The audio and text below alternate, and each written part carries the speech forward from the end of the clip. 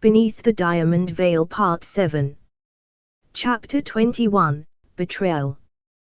The storm passed with the kind of cruelty only nature knows, sudden, absolute, leaving silence in its wake. By morning, Blackthorn Hall stood washed and trembling, its lawns silvered with dew, its stone facade streaked with rain. The grand house, so proud the night before, now looked exhausted, a monument that had finally confessed and didn't know what to do with the quiet that followed. Harper Quinn hadn't slept. She had spent the hours before dawn sitting in the library, surrounded by the wreckage of the vault's contents, open folders, photographs, brittle contracts, and letters too delicate to touch.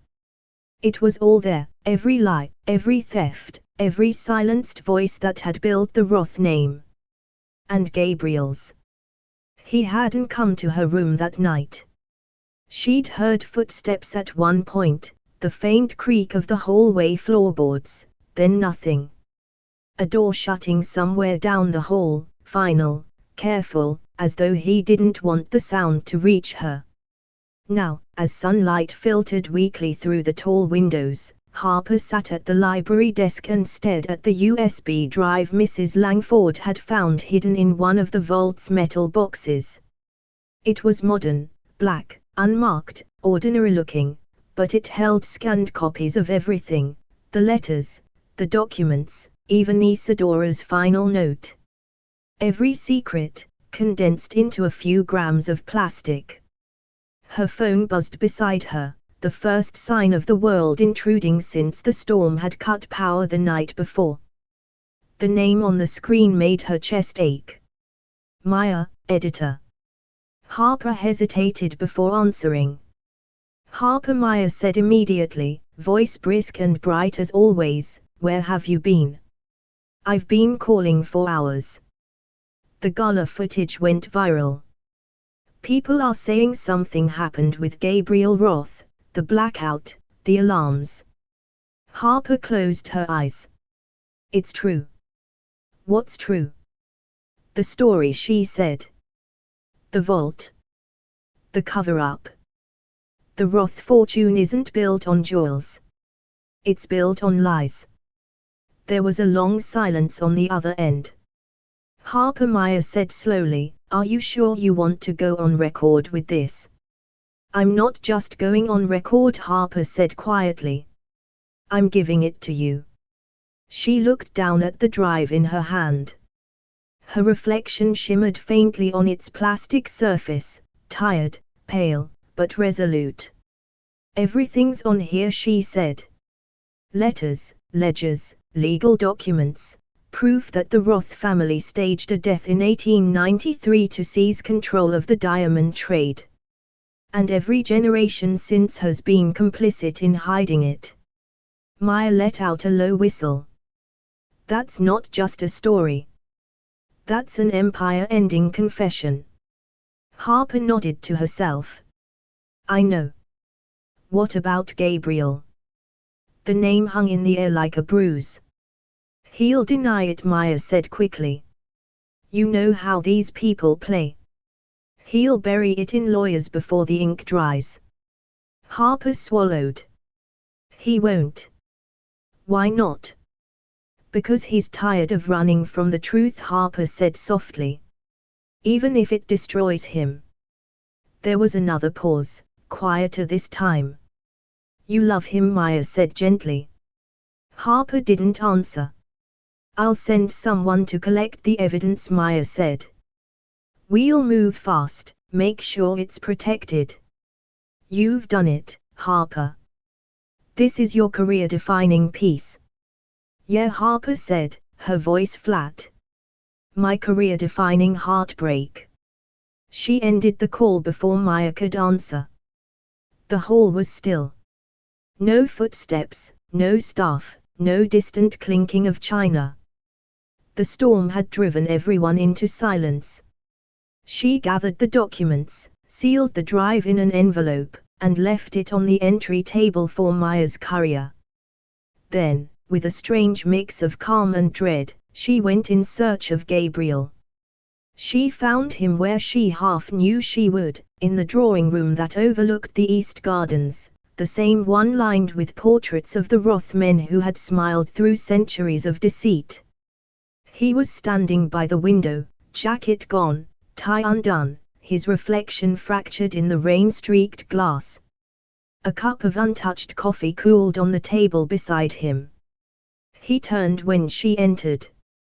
His eyes were red-rimmed, but his expression was oddly peaceful, the calm that comes after someone has already decided what must be done. "You gave it to them," he said quietly.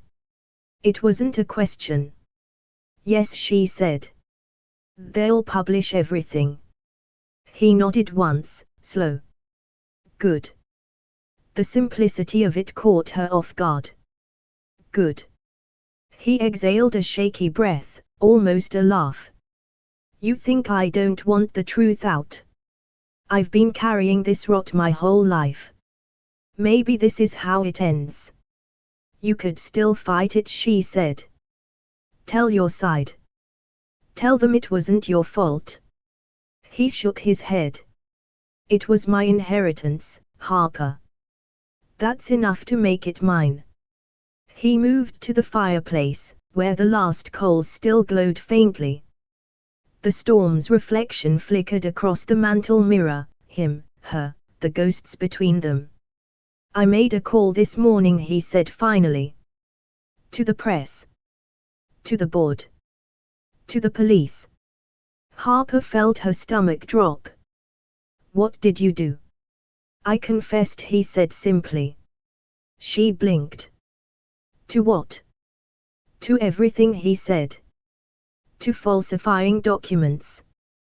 To the hidden vault. To covering up my family's crimes. I told them it was me." She stared at him. "But it wasn't. You didn't, Gabriel, you didn't even know."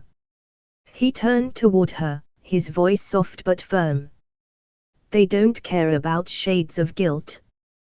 They need a villain, not a lineage. And if someone has to wear that name, it should be me." Her throat tightened. "You're protecting them. Even now." "I'm protecting what's left of them," he said. "Isadora's gone. My parents are dead. The Roth legacy is ashes, but it doesn't need to take you with it." Harper shook her head, furious tears burning her eyes. "You think this makes you noble? This makes you a coward." "I know," he said, and there was no defense in it, only exhaustion. She crossed to him, close enough to smell the faint trace of rain and smoke on his shirt. "You didn't have to lie to me to save me." He looked at her, eyes shining in the dull light. "If I'd told you the truth sooner, you'd have run. And if I'd let you go before this, I'd never forgive myself." Her voice cracked. "And now? Now you'll go," he said softly. "And you'll write the story the world deserves to read. Not the one I tried to sell you." The sound of car tires crunching gravel drifted through the rain, Maya's courier arriving. The end of one story, the start of another. Harper stepped back, unable to look at him for too long without feeling herself fracture. "They'll ruin you." He gave a small, rueful smile. "Maybe I deserve it." "You don't," she whispered. "Neither did you," he said. The front doorbell rang, a dull chime that echoed through the empty halls. Harper turned toward the sound but couldn't bring herself to move. "Go," Gabriel said quietly. She hesitated. "What will you do?" He looked out the window again, where the last of the rain slid down the glass like tears. "Tell the truth one more time." When she finally walked away, she didn't look back. Outside, the morning had begun to brighten, cruelly beautiful, the world pretending nothing had changed. She handed the envelope to Maya's courier without a word, then stood under the portico as the car pulled away, carrying the story that would end them both. Hours later, the news broke. A press conference, Gabriel Roth, pale and poised, standing before a wall of microphones. He confessed. Calmly, gracefully, completely. He took the blame for the cover-up, claimed the vault was his own creation, insisted Isadora and his family were innocent. His voice was steady, his eyes never wavered. Harper watched it live from her hotel room in London, the screen flickering with his image. The reporters shouted questions. Did you falsify records? Did you inherit stolen wealth? Did your wife know? Yes, he said to all of it. Yes, and nothing more. By the time he finished, his career, his empire, and his name were already gone. The broadcast ended. The screen went black. Harper sat motionless for a long time, the city humming faintly outside her window. Then she reached up, touched the pendant at her throat, the diamond teardrop Isadora had left behind. A legacy of truth and loss. She whispered into the quiet room, not sure if she meant it for him or for the ghosts between them. I told you I'd find the truth. The rain had stopped. But somehow, it still sounded like goodbye. Chapter 22, The Exile. The headlines came first. Gabriel Roth falls from grace, the diamond empire built on lies. Roth dynasty collapses under century-old cover-up. The woman who brought down a billionaire, Harper Quinn's story of the year. They hit every paper, every channel, every feed.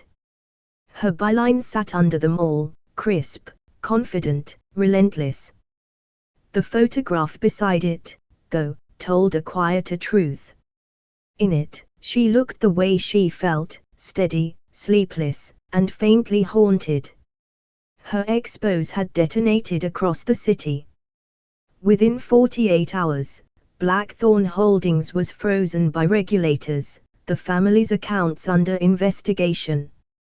The grand estate, the same marble corridors and candlelit salons that had once hosted kings, poets, and power, now stood behind police tape and padlocks.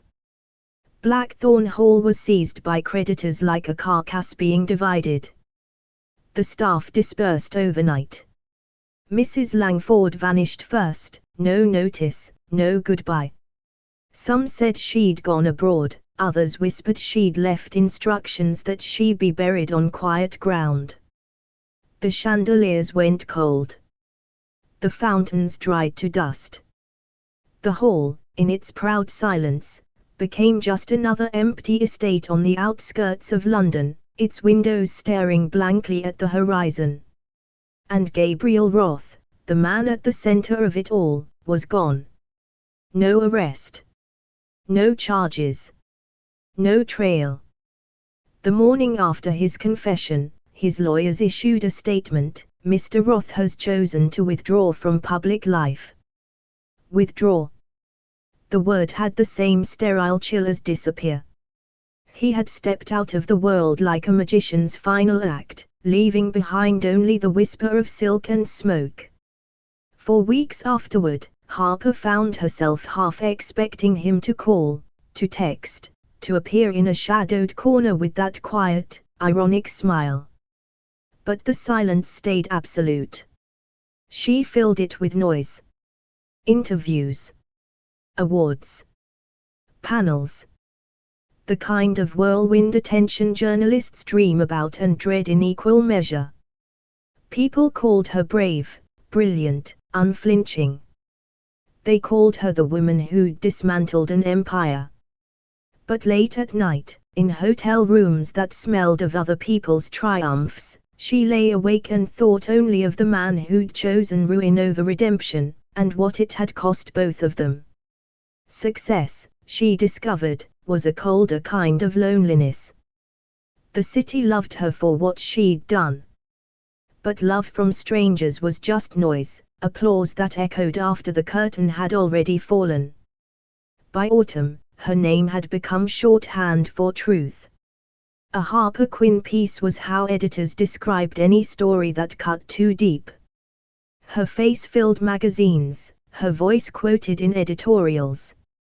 The world wanted her to celebrate, to speak, to keep standing on stages and telling them that uncovering the truth was worth it. But it hadn't been worth it. Not really. She moved through the days like a ghost with a deadline. It was late October, months after the story broke, when she returned to her apartment after yet another speaking engagement. The air outside smelled of rain and wood smoke, the kind of evening London does best, when everything feels cinematic and slightly sad. She dropped her coat over the chair, kicked off her shoes, and let her purse slide to the floor. Her phone was full of messages she didn't want to read. Her answering machine light blinked like a small, impatient eye. And then she saw it. On the kitchen table, though she hadn't left anything there that morning, lay an envelope. Thick, cream-colored. Sealed with red wax. Pressed deep into the wax was the Roth crest, the thorned R encircling a diamond. For a long moment, she didn't move. The sight of it felt impossible, like a ghost had found her address. Her pulse began to climb, slow but certain. She reached out, fingers trembling just slightly, and picked it up. The paper was heavy, texture, the kind that held its own scent of age and candle smoke. Her name was written across the front in ink so dark it might have been carved. Miss Harper Quinn. Not typed. Not printed. Inked by hand. Her heart gave a small, traitorous leap. She slid a fingernail under the wax and cracked the seal. The faintest whiff of cedar and rain drifted out, a scent that made her knees weaken. The letter inside was short. No heading. No signature.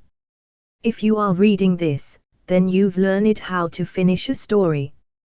But not how to end it. There is one truth left, one I never gave you. You'll find it where the bloodline began. Midnight tomorrow. Come alone. Blackthorn Hall. For the final story. The last line was underlined once, sharply, as if the pen itself had hesitated before making contact with the page. Harper read it twice, then again. Her heart beat so loud it drowned out the hum of the city outside. It couldn't be. It shouldn't be. But it was. The handwriting was unmistakable. Gabriel. She sank into the nearest chair, the letter trembling in her hand. Her mind flooded with questions, 1,000 impossible possibilities all crashing together. He was alive. He was alive and reaching for her. Or he wanted to finish what they'd started. The rain began again, softly against the windowpane. Each drop hit like a countdown. Harper set the letter down on the table, staring at the crest in the wax, the same mark that had haunted her from the beginning. Tomorrow, midnight. Blackthorn Hall. The final story. She whispered the words aloud, her voice a faint echo in the empty apartment. For the first time in months, she didn't feel empty. She felt terrified. And alive. Chapter 23, Return to Blackthorn Hall. The next night, London was hushed and shining, the kind of velvet black evening that seemed too deliberate, as if the whole city knew something extraordinary was about to happen. The streets glistened with recent rain, the lamps burned like slow stars. Harper Quinn sat in the back of a car winding through the familiar countryside, her pulse thrumming in time with the tires on the wet road. She had told no one where she was going. Not Maya, not her publisher, not even herself fully. She'd simply read the letter one more time, midnight. Blackthorn Hall. For the final story. And obeyed its pull. The driver said nothing, perhaps because he'd been paid not to. When the car finally turned onto the long, tree-lined drive, Harper's breath caught. The house rose ahead of her, vast and illuminated. Blackthorn Hall, once dark and condemned, now stood alive again. Every window blazed with warm light, the kind that doesn't belong to ghosts. The gates, long locked, stood open. The fountains gleamed under the moonlight, water flowing again as if the storm had never happened. It was impossible. The place had been stripped and sealed by creditors, gutted of its staff and secrets. But tonight it looked reborn, elegant, golden, untouchable. The car came to a stop before the grand steps. Harper sat for a moment, staring at the building that had once nearly devoured her. Its columns gleamed. The front doors, once draped in cobwebs, were wide open, candlelight spilling out like breath. When she stepped out, her heels clicked against marble that had been scrubbed to a mirror's shine. The night air carried faint music, soft strings, graceful and distant. She froze. A string quartet. Inside, the sound grew clearer, Debussy, she realized. The same nocturne that had played on the night she'd first arrived. The grand foyer was exactly as it had been in her memory, and yet not.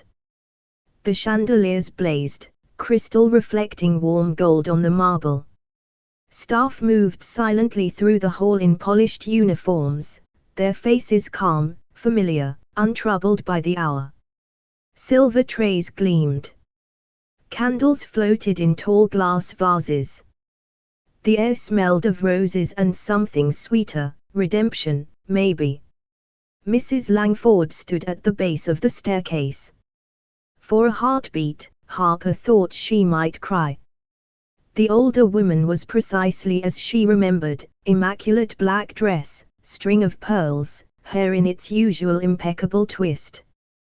"Good evening, Miss Quinn," Mrs. Langford said, as if they'd last spoken yesterday and not in the wreckage of a scandal. "We've been expecting you." Harper stared at her. You're here? I thought you vanished." Mrs. Langford's smile was small and kind. "We all needed some time. The house needed its silence. But as you can see, it's found its voice again." "This isn't possible," Harper whispered. "The hall was seized." "It was restored," Mrs. Langford said simply. "Mr. Roth saw to that." Harper's breath caught. "Gabriel." Mrs. Langford gestured toward the staircase. "He's waiting." The sound of the quartet swelled faintly, violins trembling like heartbeats. Harper turned, hand clutching the banister for balance as she looked up. And there he was. Gabriel Roth stood at the top of the grand staircase, the golden light catching the sharp line of his jaw, the soft curve of his mouth. He wore a black suit, no tie, and there was something unearthly about him. Alive, yes. But changed. The weight of his guilt, his dynasty, his ghosts, all of it seemed to have fallen away. He was radiant. For a long moment, they just stared at each other, the distance between them filled with every word they'd never managed to say. Then he smiled, not the careful, polished one she remembered, but something simple and human. "Harper," he said softly. His voice carried through the hall like the last note of a hymn. "You came." Her heart clenched. "You invited me." He descended the stairs slowly, one step at a time, and the house seemed to hold its breath. The candlelight followed him, gilding each motion. When he reached her, he stopped just close enough for her to feel the warmth of him. "You're alive," she said, still half in disbelief. "More than I deserve to be," he said gently. "I watched you confess to the world," she said. They said you vanished. The hall was gone. Where have you been? He took a long breath, as though gathering something fragile. Everywhere. And nowhere. I had to disappear for a while, to see what remained when the name was gone. And it turns out, he said, a wry smile touching his lips, that I'm better at rebuilding ruins than empires. He reached into his pocket and handed her an envelope, cream paper, sealed with the Roth crest in gold wax this time. What's this? The final settlement, he said. I sold the empire. She blinked. You what? I liquidated everything, the holdings, the properties, the patents. The board and the creditors wanted blood. I gave them peace instead. You walked away from billions. He nodded. It was never really mine to keep. The fortune was stolen a century ago, I only ever borrowed the guilt. And they just forgave you. Not exactly. A small, rueful smile. But the world loves a man who gives away what it can no longer take. Harper shook her head, tears stinging her eyes. Why, Gabriel? You could have vanished and stayed gone. You could have built something new. I did, he said quietly. This. He gestured around, the restored hall, the glowing chandeliers, the music rising faintly from the parlor. I kept the hall. I bought it back with what remained, not as a monument to the Roth name, but as an apology. It belongs to a foundation now. A trust. For every life this house took, it will give something back. Her throat tightened. And what about you? He looked at her then, truly looked, and in his eyes she saw both grief and release. For the first time in my life, he said, I'm not bound to anything. Not to legacy. Not to a lie. I can finally choose. Choose what? She whispered. Love. The word settled between them like the softest thunder. She didn't move. The air itself seemed to hold her still. After everything, she asked. After all the hurt. He smiled faintly. Especially after all the hurt. The quartet in the next room began a new song, Clair de Lune, delicate and shimmering, the kind of music that sounds like forgiveness. He took her hand, tentative, reverent, and lifted it slightly, his thumb tracing the faint scar on her palm where the wineglass had cut her months ago. I didn't ask you here to beg forgiveness, he said. I asked you here to offer it. Harper's eyes stung. To me. To us, he said softly. To what we were, and what we might still be. Outside, the rain had stopped. Through the high windows, moonlight spilled across the marble floors, painting the two of them in silver and gold. Blackthorn Hall began as a lie, Gabriel said. I'd like it to end as something honest. Harper laughed through her tears, shaking her head. You really think honesty is how this story ends? He smiled, that quiet, clever smile she'd missed more than she'd ever admit. No, he said. It's how it begins. The quartet played on. Staff moved discreetly in the background, carrying trays of champagne and white roses. The scent filled the hall, sweet, familiar, forgiving. For a long time, neither of them spoke. The past hung between them like smoke, visible, but fading. Then Harper said, almost a whisper, you wrote that letter. He nodded. I couldn't let the story end without you. She exhaled slowly, the last of her anger leaving with the breath. You always did know how to write a good ending. He smiled softly. Maybe this time, we'll write one together. And as the candles flickered and the violins swelled, Harper Quinn realized that for all the ghosts and guilt, for all the lies and legacy, somehow, impossibly, they had found their way back to the beginning. To the truth. To love. Chapter 24, The Proposal. The music drifted through Blackthorn Hall like memory itself, faint, lilting, impossibly soft. The string quartet had moved into something slower now, something tender that made the walls hum faintly, like the house itself was listening. Harper hadn't realized she'd been holding her breath until she let it go. The warmth, the light, the scent of roses and candle wax, it all pressed close around her. She could hardly recognize the place. The hall that had once felt like a cage now felt alive again, redeemed. And the man standing before her, the one she'd once accused of lies and curses, looked nothing like the broken figure she'd left behind. "Walk with me," Gabriel said softly. He held out his hand, not as a command, but as a quiet invitation. She hesitated only a moment before slipping her fingers into his.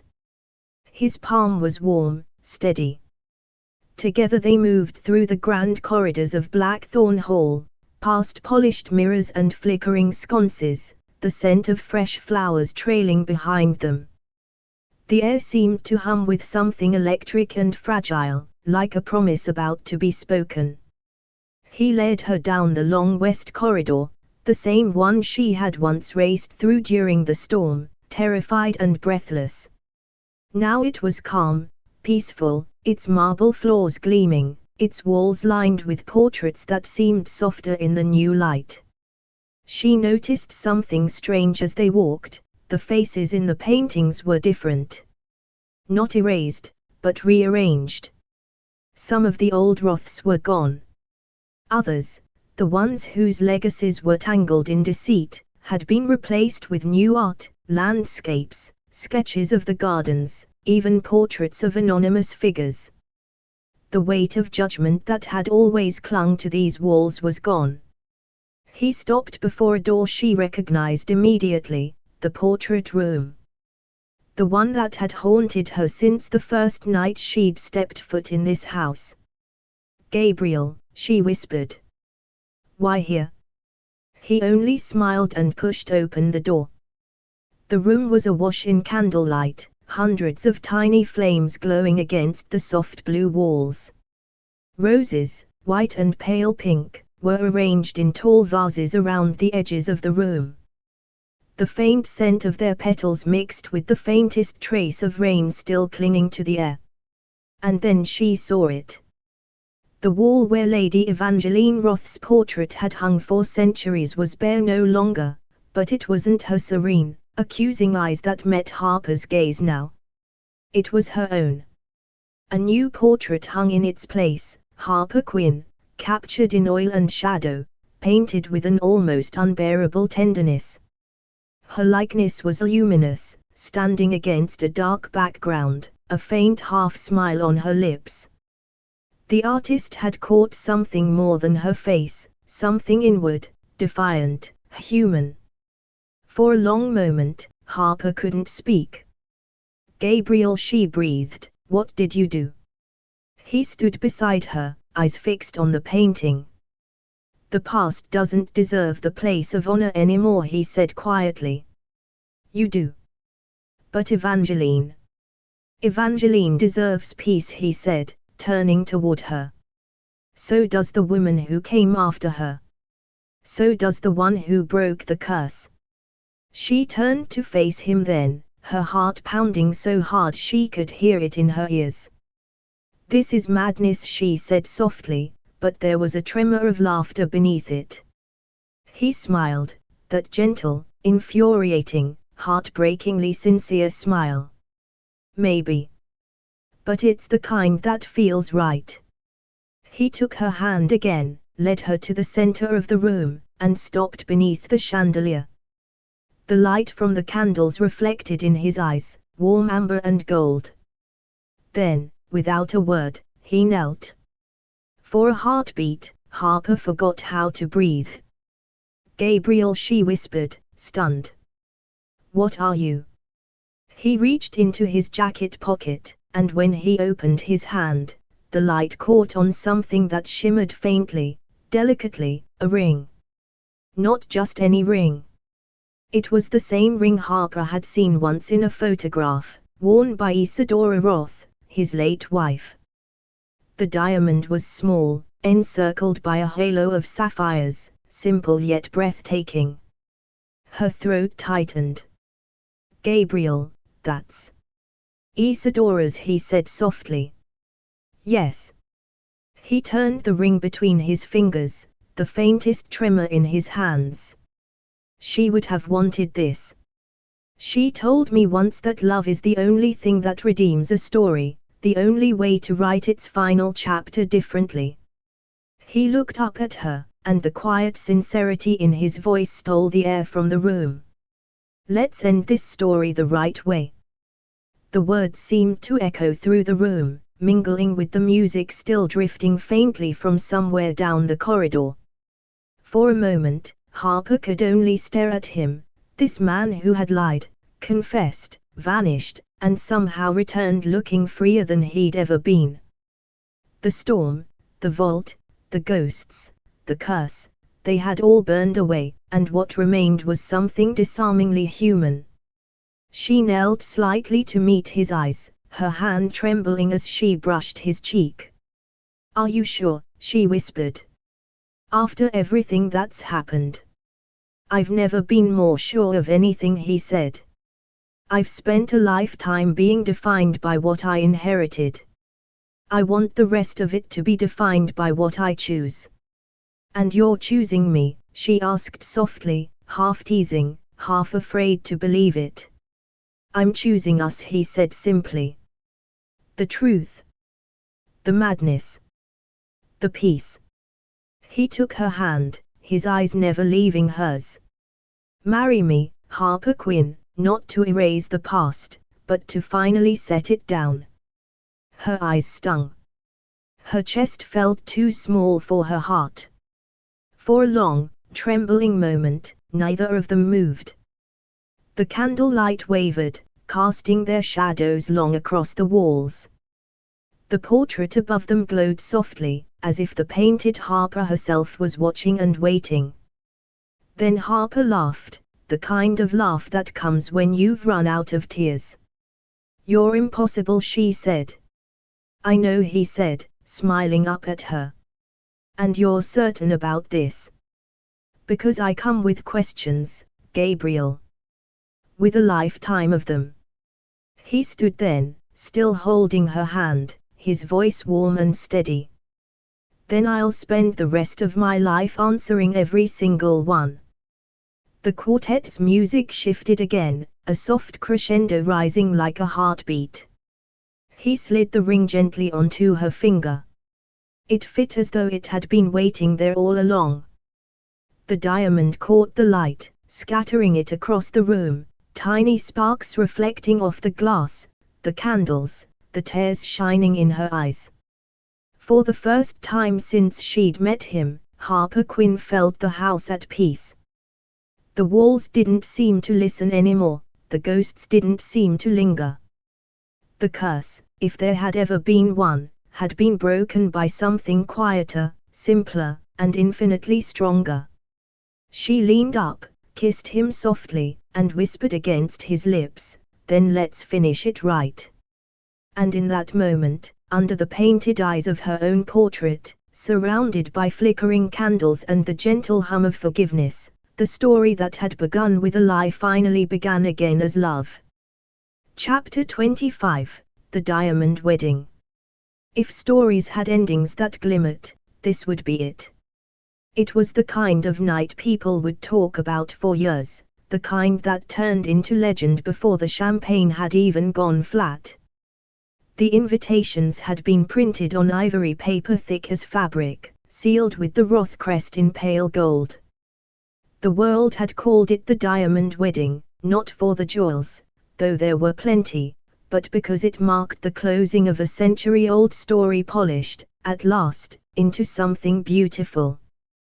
The evening air shimmered with candlelight. Blackthorn Hall, once a monument to guilt and grandeur, now stood reborn. Every window blazed, every chandelier glowed. The marble staircase that had once led Harper toward fear now led her toward something softer, redemption, love, the end of a curse. Hundreds of candles floated in glass bowls along the reflecting pools outside. The fountains danced again, scattering light in silver ribbons. The soft murmur of a live orchestra drifted through the night, violins, cellos, harp, weaving through the air like silk. Inside, the ballroom had been transformed into something dreamlike. The ceilings were veiled in white roses and crystal strands that caught the light and threw it back in diamonds. Every table gleamed with gold-rimmed glassware, pale ponies, and small votives flickering like captured stars. Guests moved through the glow in tailored tuxedos and shimmering gowns, a sea of satin and laughter. And in the center of it all stood the aisle, a glittering path of mirrored glass, scattered with rose petals that fell softly from above like snow. At its end, before a towering arch of white blooms and candle pillars, stood Gabriel Roth. He wore a midnight black tuxedo with no tie, his shirt collar open, his cufflinks catching the faintest gleam of light. His hair, once a symbol of meticulous control, now fell slightly loose. He looked alive in a way that defied his past, like a man who had made peace with his ghosts and finally decided to live. The orchestra swelled. And the doors opened. Harper Quinn appeared at the top of the marble staircase, framed in candlelight and whispers. The crowd turned as one, though most of them already knew who she was. The journalist who brought down the Roth empire. The woman who fell for the man she exposed. But tonight, she wasn't a headline. She was something softer, radiant. Her gown wasn't the loud, jeweled creation society might have expected, it was simple, flowing silk, the color of morning light. The fabric clung and shimmered as she moved, catching the glow of the chandeliers above. Her hair was swept up loosely, small diamond pins glinting like stars caught in her curls. Around her neck hung a single pendant, Isidora's diamond, the teardrop she had found the night the lies began. It gleamed against her skin like a promise kept. As she began her slow descent, the music swelled. Each step echoed faintly, the sound mingling with the soft rustle of her gown and the quiet sighs of the watching guests. She caught sight of Mrs. Langford in the crowd, standing near the front, hands clasped, eyes bright with something like pride. Beside her sat Maya, uncharacteristically moved, dabbing at her eyes with a napkin she'd clearly stolen from the reception table. When Harper reached the aisle, the petals beneath her heels shifted and shimmered like crushed silk. Every few seconds, a fresh cascade drifted down from the ceiling, soft white and blush pink, perfuming the air with something both delicate and dizzying. Gabriel's eyes never left her. For a heartbeat, the world around them fell away. When she reached him, he took her hand, fingers steady, his gaze fixed only on her. The candlelight flickered against his face, warm, real, human. "You came," he said softly, though it was the simplest joke. "I told you I would," she murmured back, smiling through tears. The ceremony was brief, elegant and quiet, a deliberate contrast to the spectacle that surrounded it. No pomp, no titles, no mention of legacies. Just words. Promises. Two voices echoing softly in a house that had once known nothing but silence. When the officiant asked if anyone objected, the orchestra filled the pause with a playful chord, and laughter rippled through the hall. And then, as Gabriel slid the ring onto her finger, the same ring that had once symbolized tragedy, now reclaimed as something new, a low murmur passed through the crowd. The chandelier above them flickered. Just once. It was small, almost unnoticeable, a tremor of light, a whisper of the past. But Harper saw it. Gabriel saw it too. And for the briefest second, both of them looked up. The crystal strands quivered. The bulbs dimmed, then brightened, as if the house had drawn a single, contented breath. A reminder that the past was still watching, but at peace now. Harper turned back to him, her voice low enough that only he could hear. "No more secrets," she whispered. Gabriel smiled, his thumb brushing the back of her hand. "Only the ones we'll keep together." The officiant's voice rose above the music. "I now pronounce you." The rest was lost in applause, in laughter, in the swell of the orchestra. When Gabriel kissed her, the chandelier steadied its light, glowing so brilliantly it seemed the house itself had been waiting for this. The guests cheered. Champagne flowed. The orchestra burst into a jubilant waltz. And as Harper and Gabriel turned to walk back down the aisle together, arm in arm, rose petals rained from above in shimmering waves.